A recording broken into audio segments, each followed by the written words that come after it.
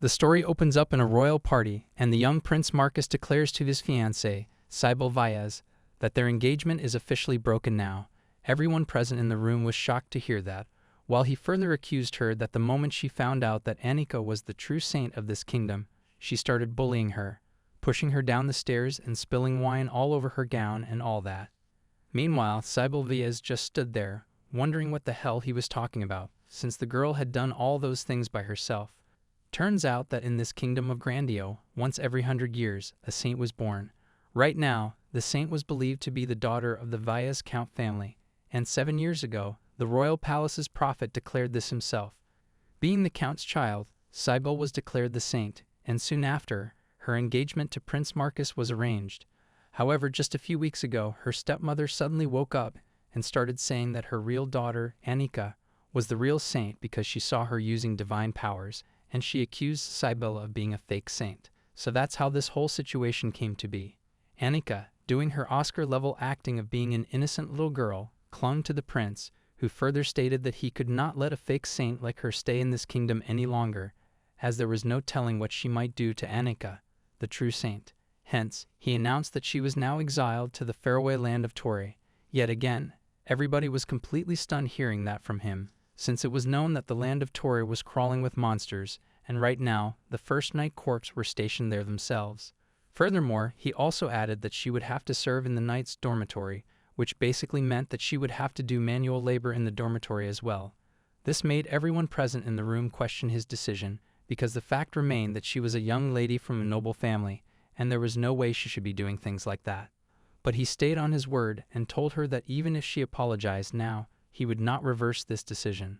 However, on the contrary, Cybele had a bright smile on her face, and she thanked Marcus for making this decision, leaving everyone confused.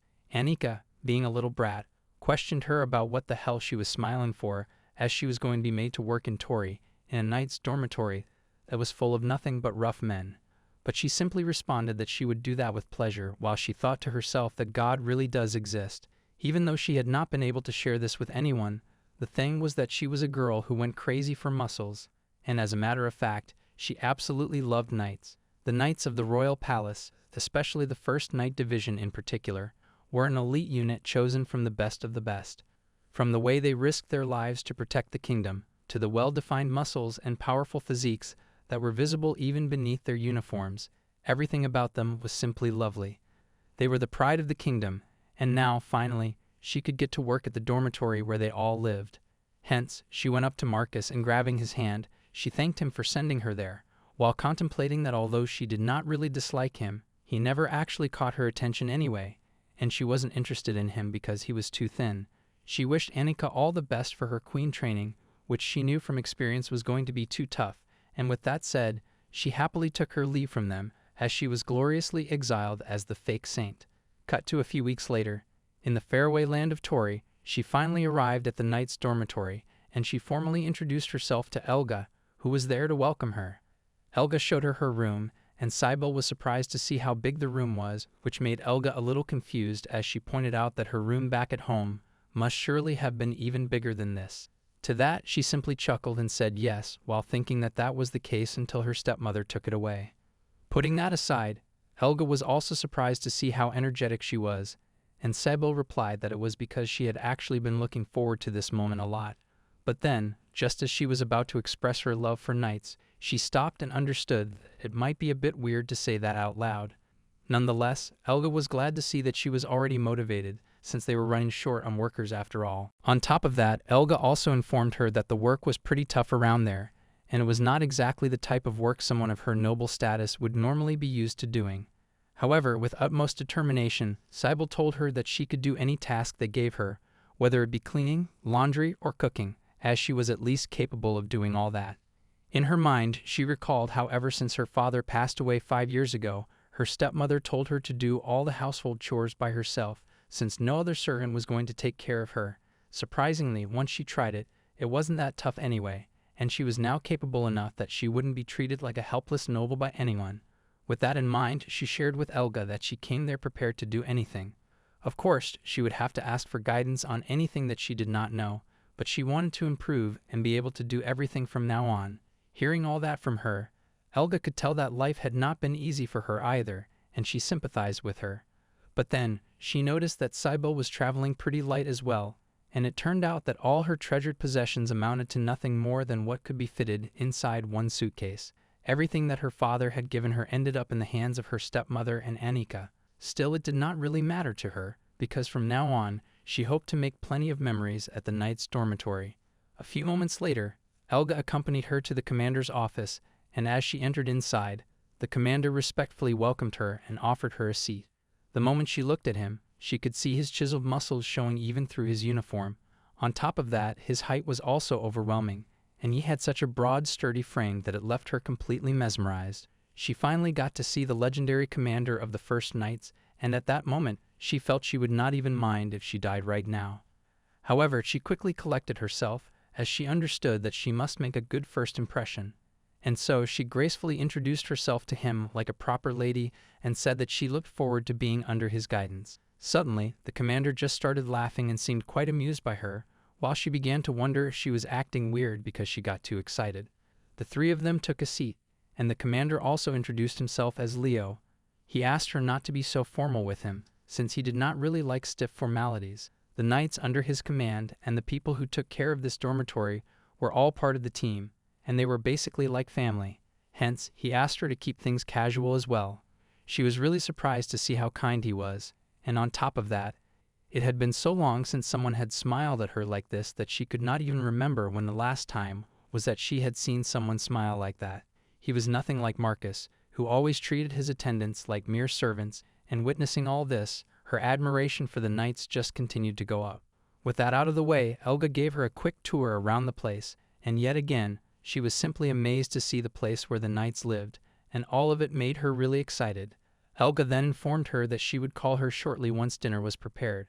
Suddenly, Cybele insisted that she wanted to help as well.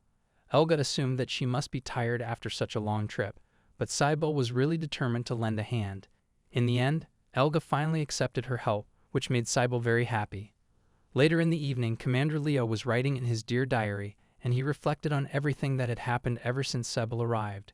From the moment they both greeted each other, he realized that she was quite different from what he had imagined. She insisted on helping out the others and seemed genuinely excited to be there. He had already heard many things about her, that she was once engaged to Prince Marcus Grandio, and that she was a false saint. When it was revealed that her stepsister was the true saint, she began to torment her, and everyone called her a wicked woman. Because of that, the prince broke off the engagement and exiled her from the kingdom. Leo had already thought that it was a strange story, but since this land of Tauragis was constantly threatened by monsters, it was quite dangerous here, and they were already short on workers. Everyone working there, except for the knights, had some kind of circumstances they were dealing with, and as the leader, he just wanted everyone to live as safely as possible. That's why he was prepared to accept her even if she was a so-called wicked woman. But then, when he finally faced her and saw her greeting him so respectfully, he could not help but laugh, since it was the first time someone had said something like that to him. A part of him wondered if she intended to be his wife, and if she was possibly planning to stay there for life. From his experience, most people on their first day in this place were either frightened or completely exhausted. However, her emerald green eyes sparkled so brightly that they overflowed with anticipation.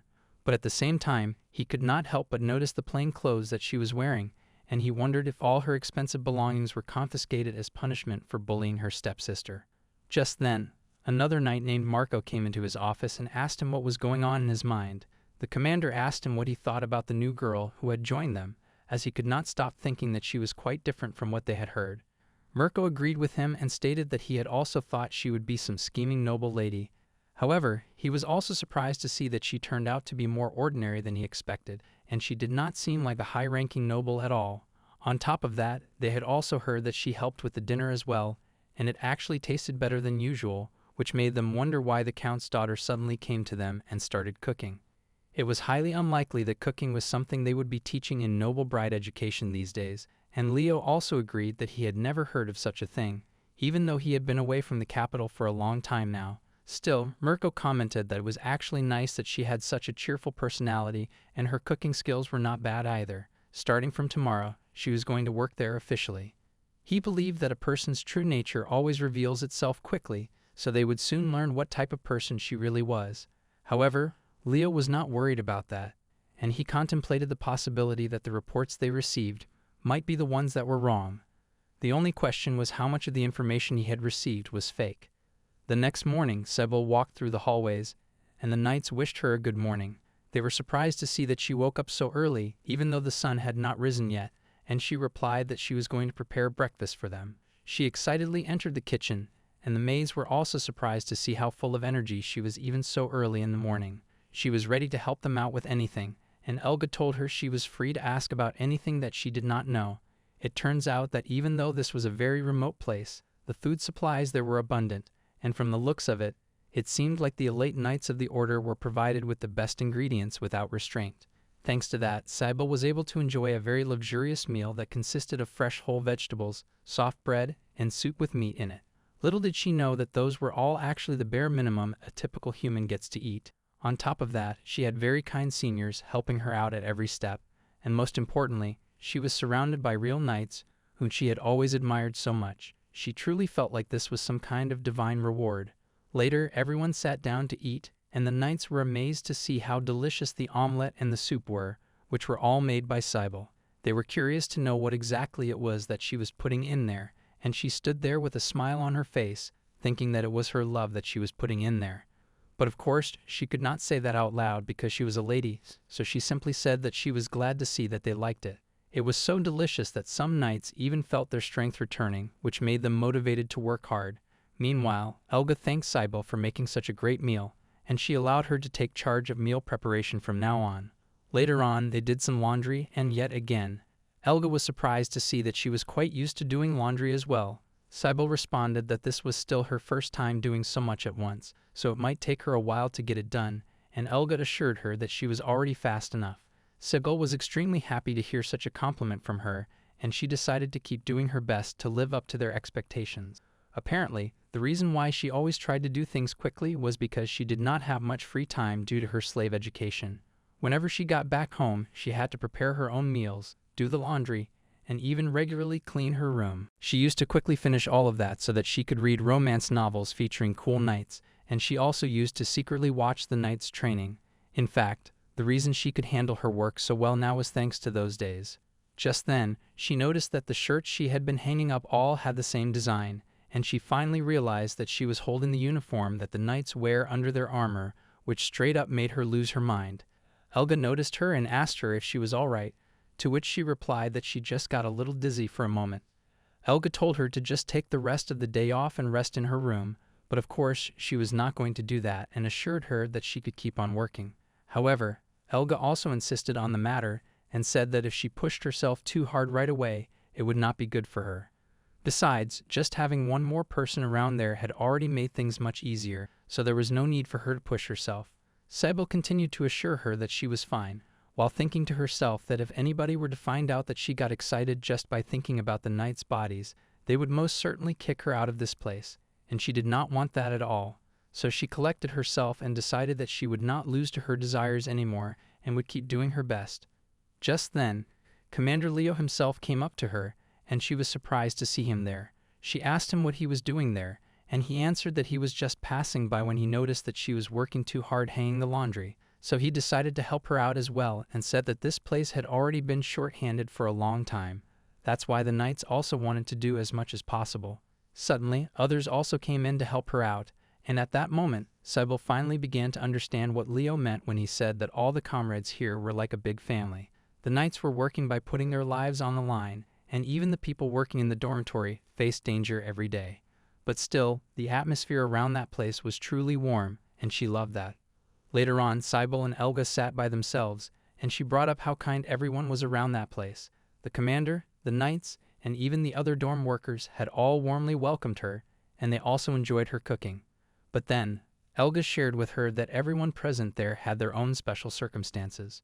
For her, she was practically sold and was sent there to pay off the debts her real parents had made. Almost all of her money was being sent to her family, but still, she liked her life right now, at least much more than being back there. Sybil was really shocked to hear that, and she realized that she was not the only one who had it rough before coming to this place. However, coming here had allowed her to find some happiness, and she believed that it was largely because of Leo's kindness toward all his comrades. With that in mind, she brought up how friendly and easy to talk to leader Leo was, but at the same time, she could tell that he had a sense of refinement as well, which made her guess that he must have been raised well. Elga simply nodded, but Cybele noticed a change in her expression, and she guessed that Elga must have been feeling left out.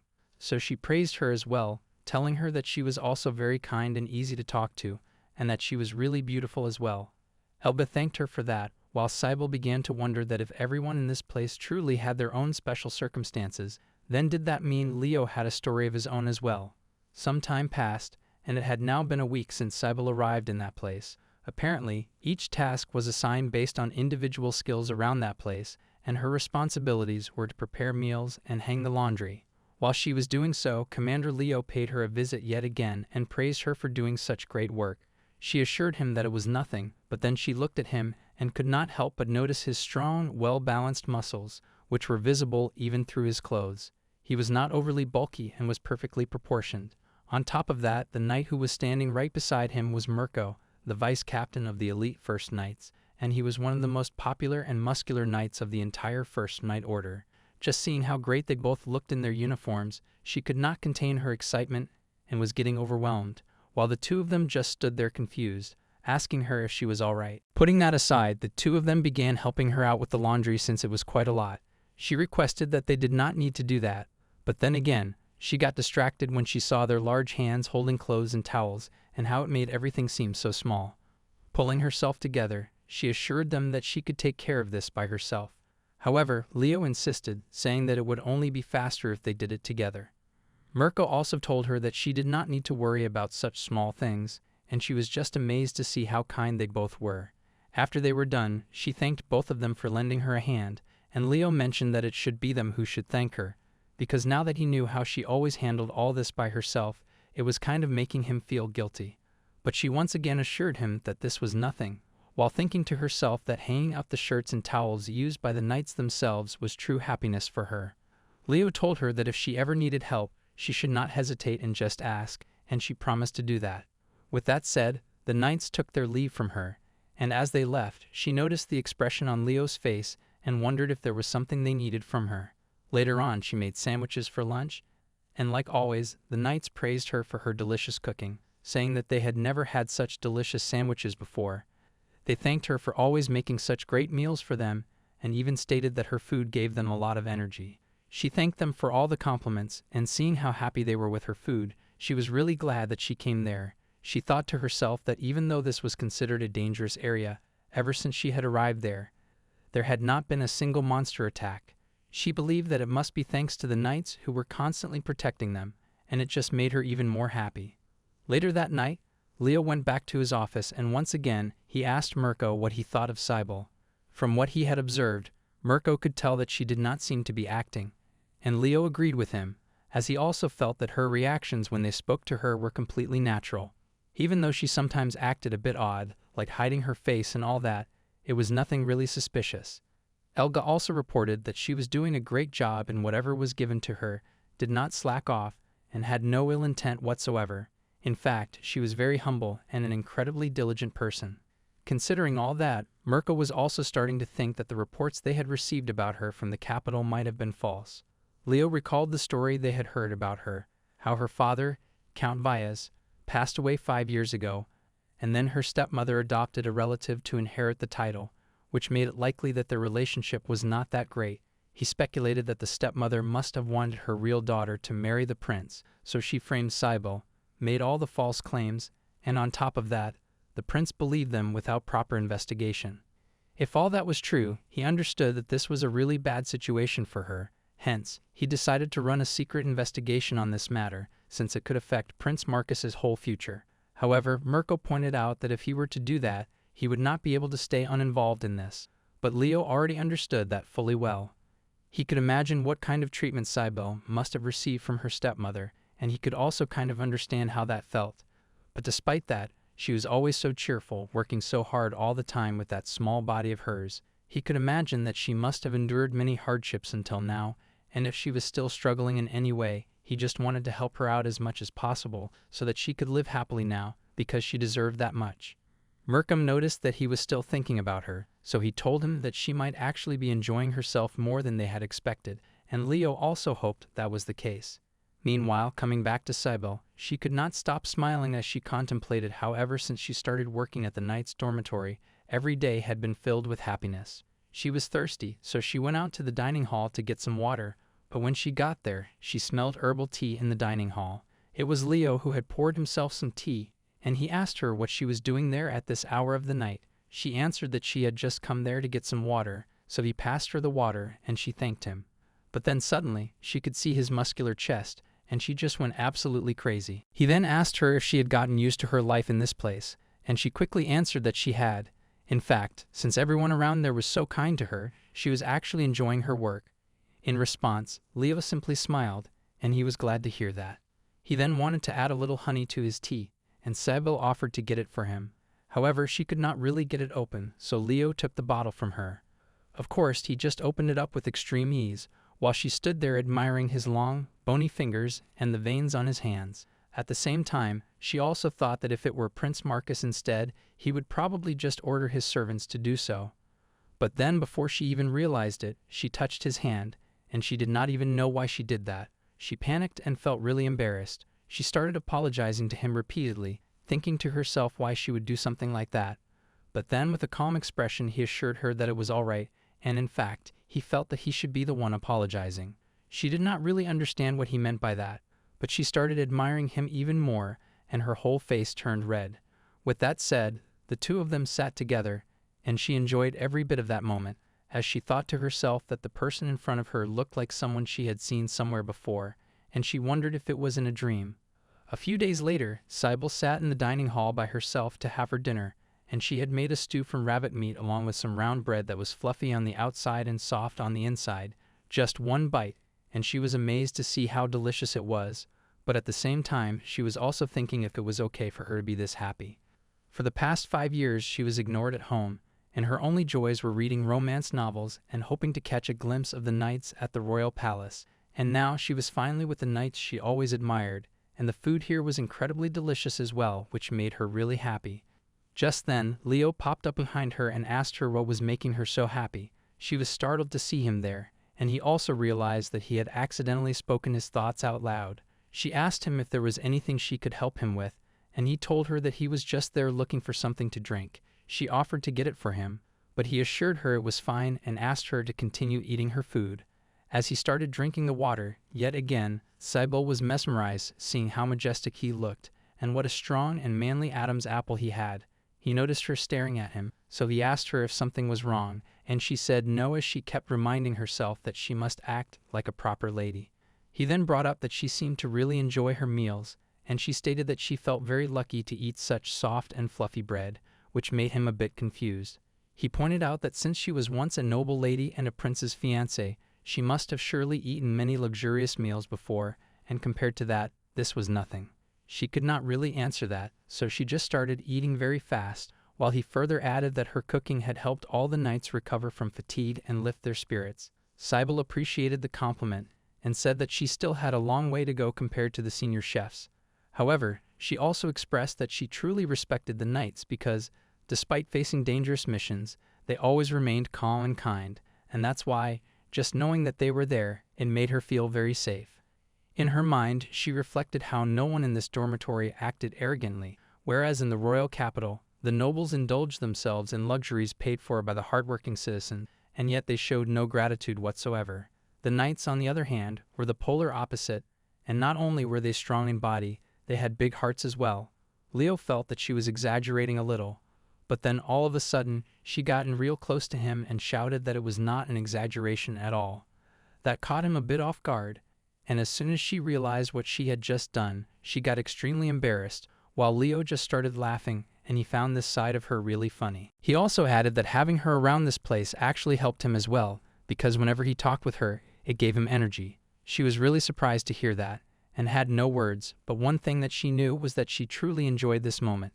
Even though she used to spend time with Prince Marcus, she could not remember them ever laughing together like this. As a matter of fact, the noble ladies and royals were taught not to laugh too openly like this. However, in this place, the knights laughed so freely, even though most of them were surely from noble families. Just witnessing all this made her even more grateful for the annulment of her engagement, and while she was thinking all that, Leo further added that talking with her was always fun, which just made her even more embarrassed, and her whole face turned red as she could not believe how considerate and attentive he was. He was a true knight captain. At the same time, she also thought to herself if the reason why he seemed extra charming to her was because he reminded her of the black-haired knight from her favorite romantic novel. She tried to recall the name of that book, but she could not really remember it. Later on, at night time, Leo sat in his office, and now that he had spent a month with Sybil, he had come to realize two things about her. The first being that the claim that she bullied her stepsister was obviously a lie, and if anything, she was the one who suffered the most. She was a person who woke up early, even on holidays, to help prepare breakfast, and she took care of everyone in the dormitory. She was always so devoted and hardworking, and that brought him to the second thing that he had realized about her. Just then, his two comrades sitting in front of him called him out and questioned him on whether he was even listening to what they were discussing. They asked him what he was thinking about, and he answered that it was nothing. But then Yoi pointed out that the look on his face screamed that he was in love with someone. He took a wild guess and asked him if it was Sybil who had caught his attention. Leo tried to explain that it wasn't like that, but Yodi joked around and said there was no need for him to be so shy, since she was a very adorable lady, and she was always so full of energy yet so relaxed at the same time. He continued to count down all the good things about her, and seeing that, Leo asked him if he liked Sybil, to which he immediately answered that he actually did. In fact, Vice Captain Mirko also admitted that he liked her as well. As soon as he heard that, Leo's expression changed, and he understood that of course, everyone liked her. It was foolish of him to think that he was the only one who cared about her, but then, Yodi brought up that it was highly unlikely that anyone in this place disliked her, and Leo realized that he meant it in that regard. However, Yodi continued to tease him and asked him if he liked her in a different way, and the commander remained silent. Mirko also mentioned that it was quite rare for him to be interested in a woman, and Leo finally shared with both of them that he had not really fallen for her yet, but they refused to believe him. He contemplated how all his life he had always been focused on his duties as a knight. It was true that his father also occasionally wrote to him, urging him to marry. However, he had not spoken with him in a long time.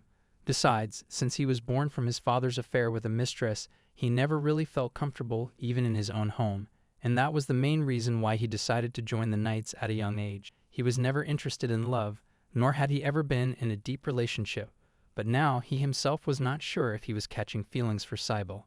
However, there was one more thing he was concerned about, and that was whether or not she was truly a saint. Saints were said to be born once every 100 years, and their presence alone was believed to bring peace. Ever since she had arrived in this place, the monsters had been unusually quiet, and the knight's fatigue seemed to recover faster when they ate her food. If she truly was a saint, he believed that would explain everything, and if so, there was also the fact that saints were traditionally meant to marry only the prince. But even so, while Yodi and Mirko continued to tease him, telling him that he should act fast, otherwise someone else might make a move before him since there were many who admired her as well, he thought to himself that he must be more cautious when it came to her, because he could not stand this life anymore. Meanwhile, coming back to the royal capital, Anika was crying out like a 5-year-old, screaming that she was tired of all the training, while her teacher commanded her to lower her voice, as a lady must never shout. She kept crying, asking the prince to get her out of there, and the teacher also had no idea what the hell she was supposed to do with a brat like that who kept on making the same mistake again and again, while Prince Marcus just stood there annoyed, as he did not know what he was supposed to do with her either. The teacher kept telling her that she must behave, otherwise she wouldn't be able to manage as the crown princess, while she, on the other hand, argued that now that she was the saintess, she should be able to marry the prince unconditionally. The teacher got tired of her stupidity, and she just decided to get out of there, as there was nothing she could do about her, while the prince contemplated that although it had only been a month since Anika started her princess training, several of her tutors had already quit. The only thing she was concerned with was getting married to him, and she just kept repeating that like a 4-year-old, but he also knew that even if she was the saintess, he could not marry her before she had proper education and etiquette. So all this was for her own dignity, and more importantly, it was for him and his mother as well. Apparently, back when Marcus was young, the king had arranged a separate residence inside the palace grounds just for his concubine and the illegitimate child he had with her. There were rumors that the child strongly resembled the king's great-grandfather, and that's why he was planning to make him the next king instead of Marcus, his queen's real son. Marcus believed that if he could marry the saintess, then his father would have to acknowledge him as the next king.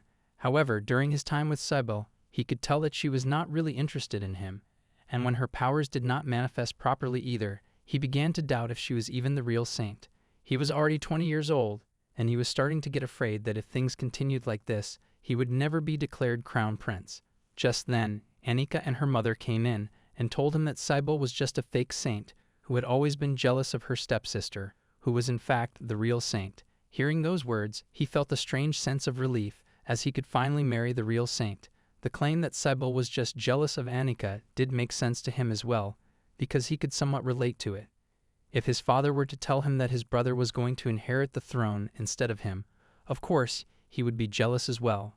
But now, coming back to the present, the situation had not changed much at all, and whenever he asked Anika to show him the powers of the saintess, she just started crying like an idiot and told him that she was too tired to use them today.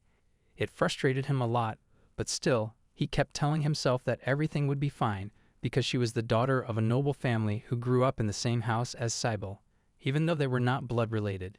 He kept telling himself that she must be the real one, as he could not even begin to imagine what a disaster it would be if she turned out to be a fake as well. Meanwhile, back at the Knights' dormitory, the Knights were in the middle of their routine training. Cybele brought something to eat for them, and yes, like always, they praised her cooking. Just then, Leo and Mirko arrived there, and calling out to her, Leo told her that she did not have to bring this for them when she should actually be resting, but she assured him it was no big deal, and in fact, she actually liked watching them train. Confused, he asked her how anyone could enjoy watching a bunch of sweaty men, and some Knights took that personally, as they made it very clear that they were not sweaty and gross, and that they even bathed every day. Putting that aside, now that both the captain and the vice-captain were there, Yodi asked them if they would like to spar with them for a bit, and Mirko stepped up as he decided to take him on. He took off his jacket and requested Cybele to hold it for him, and of course, she gladly accepted to help. They agreed to use real swords for this, and Mirko told him to come at him with everything he had got. Yodi joked around and said that if he were to do that, then he would end up hurting the most popular vice-captain, and Mirko simply laughed and stated that if he did that, then he would be the vice-captain instead. Meanwhile, Cybele, on the other hand, was still in shock that she was able to hold the vice-captain's jacket while she witnessed a real duel between two knights. They quickly started fighting, and Mirko attacked him with such speed that Yodi barely managed to block it. The vice-captain praised him, saying that his stance was very good, but still, he was too weak. He continued to overpower him, and all Yodi could do was just block his attacks until eventually, he left an opening, and Mirko quickly used that to put his sword right across his neck. Yodi fell down and surrendered, while the vice-captain advised him that even though his speed and accuracy were impressive, he still needed to be more careful instead of overestimating his own strength, and Yodi thanked him for the match. Cybele went up to him to hand him his jacket and complimented him that he fought wonderfully. Mirko appreciated that, but he also brought up that their captain was, in fact, far stronger than him, and Leo just stood there with a blank expression and simply said, "I suppose so." Cybele also thought to herself that it must be true, because after all, he was the captain, and he must surely be even stronger than Vice-Captain Mirko. But just thinking about his strength made her feel a bit nervous, and she did not even know why. Later in the evening, Cybele paid Leo a visit in his office, and confused, he asked her if something was wrong, but it turned out she had actually brought something for him. It was lemon slices soaked in honey, the same dish that she had offered the knights earlier. Since he did not really get to have any earlier, she made these extras specially for him so that he could taste some as well, and he appreciated that a lot. With that said, he mustered up the courage to say it out loud and asked her if she could join him for a cup of tea. She agreed, and then, a few moments later, the two of them sat down, and she simply could not believe that she was getting to drink tea that was brewed by the captain himself. At the same time, she recalled hearing that Leo was not born into a noble family, which made her wonder what his home was like. But then he looked at her and asked her if she was sure that she was not overdoing herself, since she was always working so hard for them. At first, she was a bit surprised to hear him bringing that up out of nowhere, but like always, she once again assured him that she was completely fine, and as a matter of fact, she was happier than she had ever been before. Leo was glad to hear that. However, judging from the look on his face, she could tell that he still had something he wanted to say, but he was holding back. Suddenly, he came up front and asked her if she would like to go out with him the next time they had a day off together. She was just shocked and could not believe what he had just said. A few days later, it turned out that Saibal agreed to go out with him, and they hopped onto a carriage to head towards the town. Being the gentleman that he was, he helped her get inside, while in her mind she was still thinking if it was really okay for her to go out with him like this. As they moved out, she thanked him for taking some time out of his busy schedule, and he stated that he was looking forward to it as well, because it had been a while since he had gone to town for something other than work. Saibal then shared with him that back in the royal capital, she never really got the chance to go out into town, so that's why she was actually happy that he invited her with him. He was surprised to hear that, and asked her if she was busy with her princess training and all that, to which she answered that she was, while in her mind she contemplated that even though he knew she was a fake saint, he was still treating her with such kindness, and that made her really happy. But putting that aside, she could not stop thinking about how incredible he looked today. His casual outfit looked absolutely amazing, and his broad shoulders and strong arms were something she could just snuggle all day. Later, they finally arrived at the city of Tori, and apparently, almost every merchant on the street knew the commander. They greeted him and asked if he would like to buy some fruits, and seeing the young lady by his side, one even asked him if he was out on a date today. He simply chuckled and said, "I suppose," while Saibal, on the other hand, was losing her mind and could not even begin to understand whether she was seriously on a date with the captain, or if he was just messing around. With a smile on his face, he offered her his hand and asked her if they shall move ahead, while she was still trying to comprehend the fact that she was actually on a date with him. She was ready to follow him anywhere, even if that place was hell. He then took her to a clothing shop which was one of the most popular in the royal capital, having the latest trendy date dresses. At first, she started wondering if he had a hobby of dressing like a woman or something, but then he asked her if she could accept a present from him as a thanks for everything. He wanted to make sure that she wouldn't be bothered by it, and she told him that it was fine, but she was still in shock, trying to understand everything that was going on. He had already selected a dress for her, and when she tried it on, he complimented her, saying that it suited her really well. She looked in the mirror, and he further added that it matched her hair really well.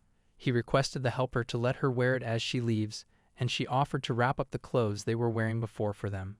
Saibal, on the other hand, was simply overwhelmed, and she asked him if he was sure about this, to which he replied that it would make him very happy if they could go out together again while she was wearing this. She was extremely happy hearing all that, and with a bright smile on her face, she thanked him for everything. After that, they went to a stall to grab something to eat, and she really liked the food there. But then, all of a sudden, one customer started yelling at the chef and questioned him about why the hell he was serving them rotten meat. He grabbed the chef by the collar and accused him, saying that he must have eaten all the fresh meat by himself. The chef tried to explain to him that that was not the case at all, but he refused to listen. The other customers recognized the man as the delinquent who had been causing trouble lately, but they were too afraid to do anything. Leo got up from his chair and told Saibal not to move from there. The bully brought out a knife and was straight up about to attack the chef, when suddenly Leo came in to help, and he pinned him to the wall using 2 knives. He asked the chef to call the knights in charge of this area, and he rushed to do that right away. The people sitting there immediately recognized that he was the captain of the Night Order, while he went back to his lady and suggested that they should leave from there, as the person in charge would take care of the rest. As the two of them walked away from there, Saibal remembered what Mirko had said about him, that he was even more amazing than everybody else, and she was beginning to understand those words as she saw firsthand that even though he just used 2 ordinary knives, he turned them into bullets. In fact, for a moment there, it looked like he was using magic. Even though he was such an amazing and powerful person, he was always looking out for even a newcomer like her to make sure that she was taking a break and all that, which yet again made her realize that he was indeed a very kind person. As they walked together, she saw one shop that for some reason caught her attention, and she asked Leo if they could stop by there. They entered inside, and she was surprised to see how beautiful that shop was, while Leo noticed that there was actually a magic stone in there. Magical stones were just a type of mineral that acted as a source of magical power. High-quality magic stones were imbued with power by those with strong magical abilities and were used as everyday tools with various effects.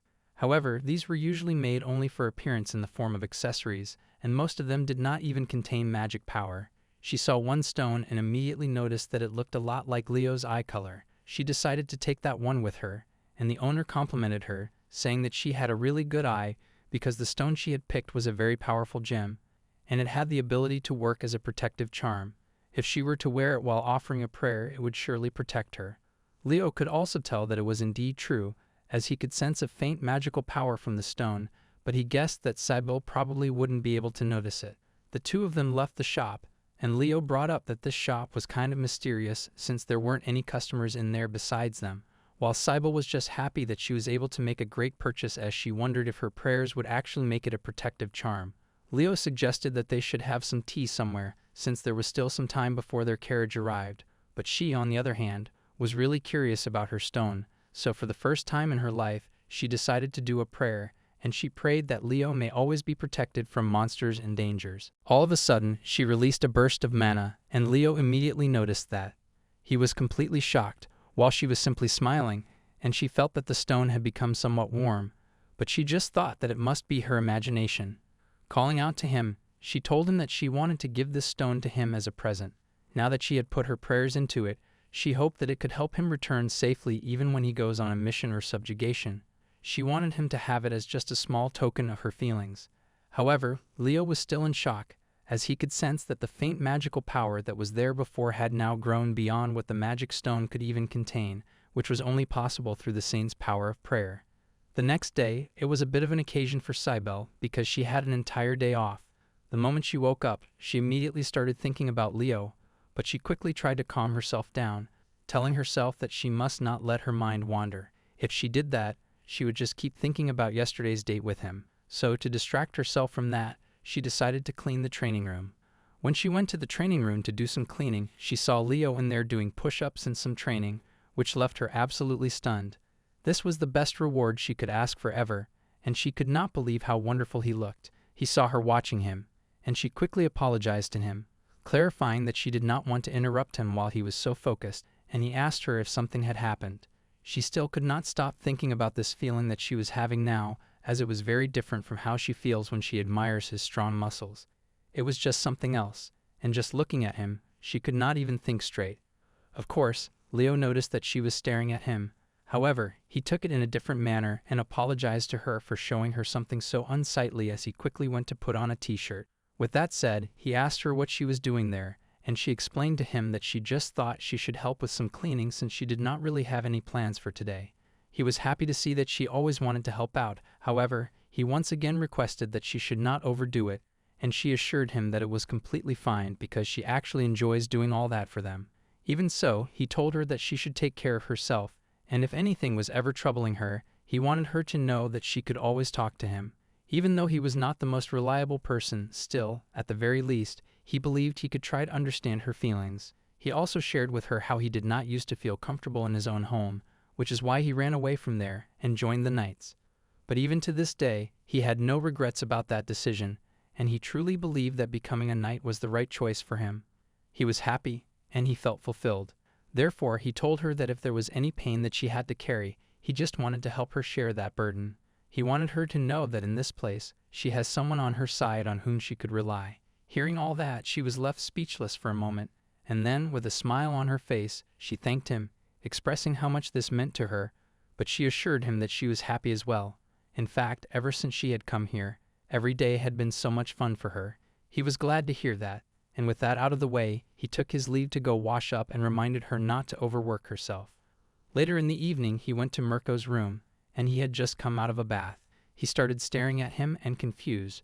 Mirko asked him if there was something on his face. All of a sudden, Leo started pointing out that he had sharp eyes, a high nose, and well-defined lips. Of course, that only made him even more confused, and he asked Leo if he had that kind of taste, to which he immediately replied that he did not mean it in that way. He was trying to figure out what exactly it was about him that everyone liked so much and what made him so popular with women. He wondered if it was the face, or the exceptionally muscular build that he had even among knights, while Mirko once again asked him why he was just staring at him like that. Leo brought up that during his match with Yodi, Cybele was continuously watching him, and she was completely mesmerized, which only proved that he has always had a way of stealing women's hearts. Mirko, on the other hand, said to him that if he was going to sulk about this now, then he should have just entertained his subordinates as well and should have shown them something cool at least once or twice. So almost immediately, Leo asked him to spar with him, and Mirko straight up refused. Mirko assured him that there was no need for him to be jealous because even now, she had brought him food first, which only highlighted that he was still her first priority.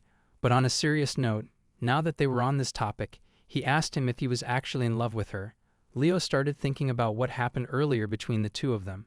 He was just so happy to see her that he got caught up in the moment, and he ended up telling her his feelings towards her before he even realized it. However, he also could not stop thinking about that incident when she infused her magic into the magical stone. He was pretty sure that the magic resembled the power of a saint's prayer, and if that was actually true, then that meant she was a saint. Mirko asked him if he had gotten the chance to talk to her alone, and Leo shared with him that he actually told her that she could always rely on him. He asked him what she said in return, and he answered that she simply smiled and said thank you. So judging from that, Mirko believed that his feelings probably reached her, and Leo just sat there, thinking to himself that no matter who she was, he really does love Cybele. Coming back to the royal capital, Marcus asked Anika if she was ready to resume her bride training, but of course she did not want to and said that it did not matter because she was the saint, and that meant she would become the crown prince's wife no matter what. Instead, she wanted more cake, because a saint needed to be happy for her powers to work properly, or so she said. However, Marcus pointed out that she had been eating a bit too much lately, and she got offended as she started yelling and asked him if he was calling her fat or something. Just then, a knight came running to him and reported that a monster had appeared in the royal capital. Of course, the third knight order quickly defeated it, so the damage was very minimal. However, they believed that it probably came from the Torii forest. As soon as Anika heard that the monster had been defeated, she was relieved that the castle was safe, but Marcus was shocked to see that the only thing she cared about was herself, when instead, a saint should be more concerned about the people. Besides, for the past few years, there had not been a single instance of monsters appearing in the royal capital, so it did not make any sense to him why monsters were showing up now, even though the saintess was right there. He asked the knight if there had been any damage reports in Torii, and he informed him that there had actually been none, and in fact, just like last month, no incidents had been recorded. It only made the prince even more confused, as he could not believe that in a danger zone like Torii, no monster had appeared there at all for several months. But then he started putting the pieces together and realized that all of this had actually started around the time when he exiled Cybele. Still, he kept telling himself that there was no way she was the saint, because she had never shown any signs of saint-like powers, and Anika was the true saint. However, now that he was thinking about it, he had never really seen the power of the saintess from Anika as well. It was only her mother who claimed to have seen it, but all this time, she had also not shown any sign of possessing a saint's power. All these thoughts running through his mind made him really frustrated, and so he commanded his knight Rick to infiltrate Torii at once. A few days later, Rick arrived at the knight's dormitory in Torii, and he joined them as a new recruit. He met up with Leo and Cybele, and told them that he had just returned from studying abroad in the Barhan Kingdom, so he planned to do his best to put everything that he had learned to good use. Apparently, the Barhan Kingdom was a place that was known for its advanced magic technology. As he took his leave from both of them, Cybele was happy to see that they had gotten a promising new recruit among them. However, Leo wasn't too sure about that just yet. Putting that aside, he asked her what time she would be finished with her work today, and she said that she only had some cleaning left, so she should be free probably in about an hour. He was free around that time as well, so he asked her if she could talk with him for a bit in the courtyard once they were both done with their work. She was a little surprised to hear that, but then she saw the look on his face, and she could tell that he must have something he wanted to discuss because he seemed a little nervous. She agreed to meet him, but then all of a sudden, one knight accidentally bumped into Leo from behind, and he ended up being pushed towards Cybele, getting really close to her face and pinning her against the wall. Both of them just stood there awkwardly for a moment, as they were both extremely embarrassed, and when she called him out, he realized that he had just acted before he even realized what he was doing. He immediately started apologizing to her, asking her if she was all right, and she told him she was fine. He turned to the knights and said to them that they should be more careful while walking through the hallways, and they apologized to both of them as well. He quickly took his leave from her, and Cybele stood there with butterflies in her stomach, as she thought to herself that even if she were crushed under such a manly body, she would not complain at all. However, in the shadows, Rick was secretly observing her. Later, she sat in the courtyard by herself, waiting for Leo to arrive. However, Rick got there first, and he sat beside her. She asked him if he needed anything, and he stated that he only came over because he saw her sitting there. She thought that because he had just arrived there, he must still be trying to get used to everything around there, and since everyone was so kind to her when she arrived there, she wanted to be kind to him as well. He then asked her what she was doing there, sitting all by herself, and she told him that she was waiting for someone. He got straight to the point and asked her if the person she was waiting for was her date. He was curious to know if she had any love interest among the first knights, and she tried to explain to him that it was nothing like that.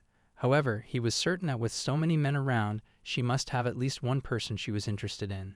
Just then, Commander Leo finally arrived there, and he questioned Rick about what he was doing there. Rick just smiled and said that he was simply asking about some random things, and now that he knew the person she was waiting for was the commander, he took his leave from them. As he went back inside, Leo asked Cybele if that man had done anything to her, and she told him that he did nothing. Leo was glad to hear that, but he also warned her that she should be more careful around him, because they still could not trust him completely. Of course, she did not understand what he meant by that, so he explained to her that this whole situation felt a bit odd to him. A knight was suddenly assigned to this place directly from the royal capital.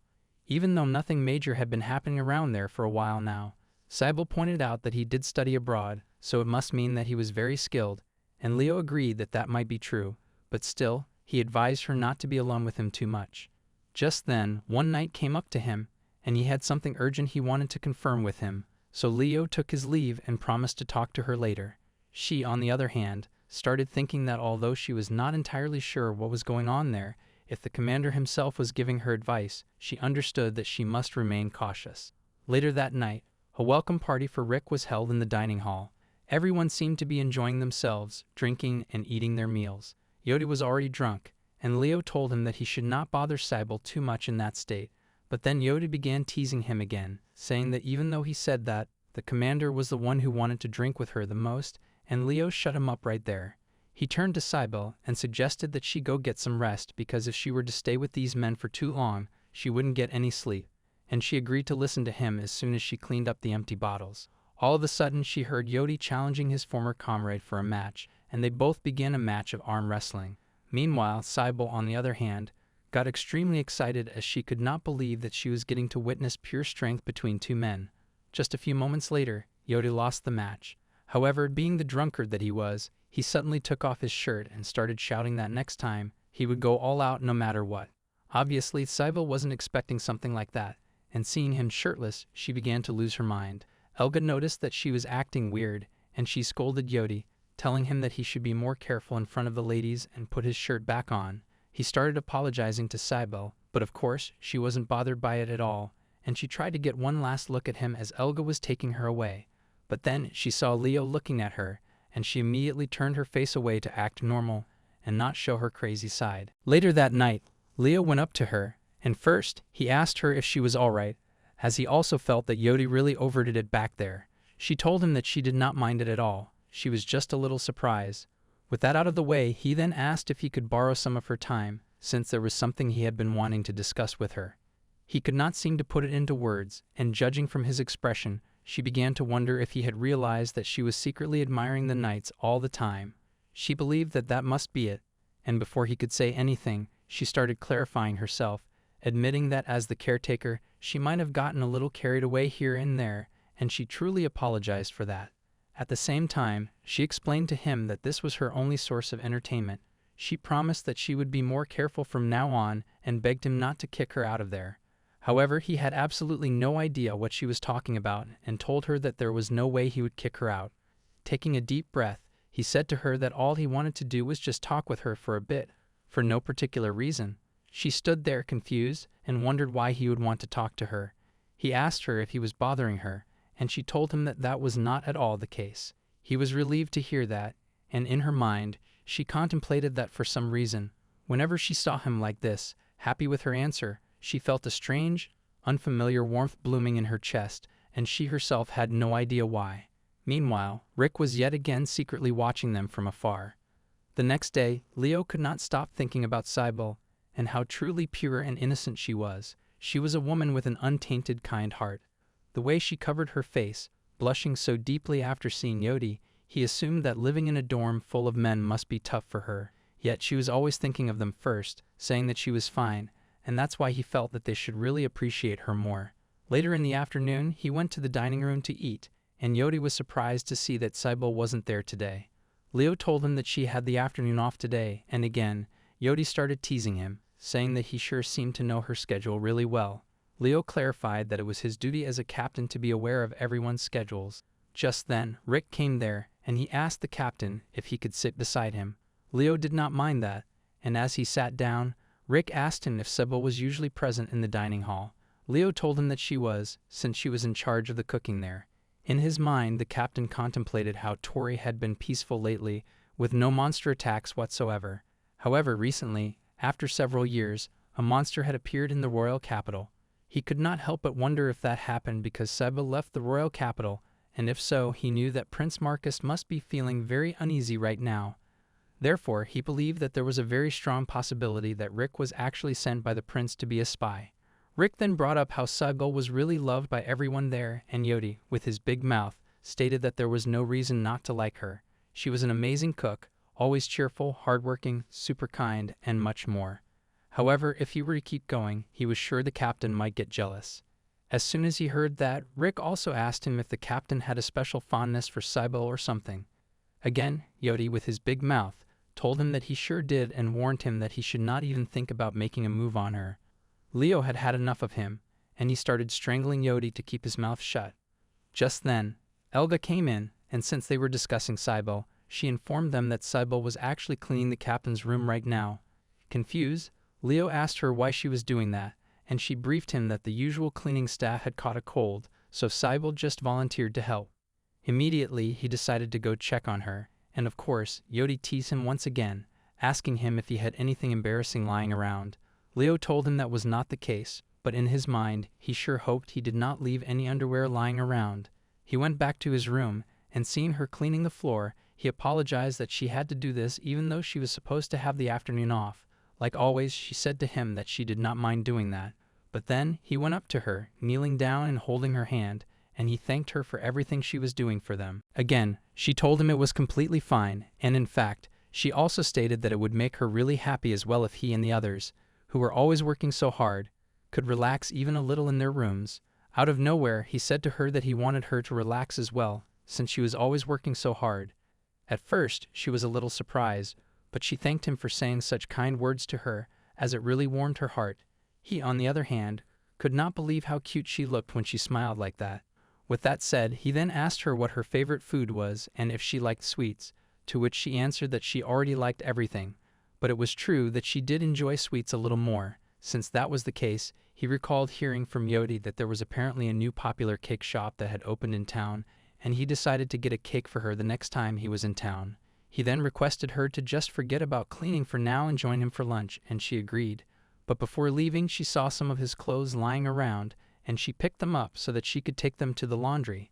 However, from that pile of clothes, his underwear dropped on the floor, and in the blink of an eye, before she could even realize what had just dropped, he picked it up with incredible speed and hid it. He told her to just forget about it, and that they should go and eat. In his mind, he was simply glad that she did not notice what it was. Just like that, a few more days passed, and it seemed like Sybil had caught a cold. Elga guessed that she must have caught the cold from one of the nights, and told her to just take the day off. But of course, like always, she repeated that she was fine. However, Elga insisted that she must rest, since she had already been working too hard, and she finally agreed. As she was going back to her room, she also thought to herself that she actually had been feeling a little chilly for a while now, and wondered if she was getting a fever. Just then, Rick came up behind her and called out to her. He seemed like he was in a hurry, so she asked him if he was going somewhere. He said that the captain and the others had forgotten something, so he now needed to take it to the Lord's mansion. He asked her if she could come with him, since he was still new around there, and felt a bit more confident when she was around. Plus, he was not too familiar with the area either, so he believed that it would be really helpful for him if she could come with him. Sybil recalled that Leo did tell her she should not be alone with Rick. However, since it was just a short task of delivering something, she guessed that it should be fine. With that in mind, she agreed to accompany him, and he thanked her for making his work easy. The two of them went outside, and she asked him why he was taking a horse, to which he replied that it was just faster than a carriage. He helped her get on and told her to hold onto him tightly. However, she, on the other hand, contemplated that typically she would be really excited to be able to ride with a strong, capable knight, but this time it was not quite the same, and she wasn't really that happy. In fact, for a moment, she could not help but think that it would have been nice if it was Leo. Just thinking that way, she felt that she was being very rude to Rick, and started telling herself that she was the worst for thinking things like this. They headed out, and along the way, She asked him why they were heading into the forest, and he said that he knew a shortcut through there. She remained unsure, but still, she decided to trust him. However, as they kept going deeper into the forest, she started to get a little scared, and she asked him if he was sure he knew where he was going. But then suddenly, he told her to just keep her mouth shut, and that left her completely shocked. They arrived in front of a cave, and she pointed out that it clearly did not look like the Lord's mansion. However, he grabbed her, preventing her from running away from him, and he got straight to the point as he questioned her about whether she was actually the real saint.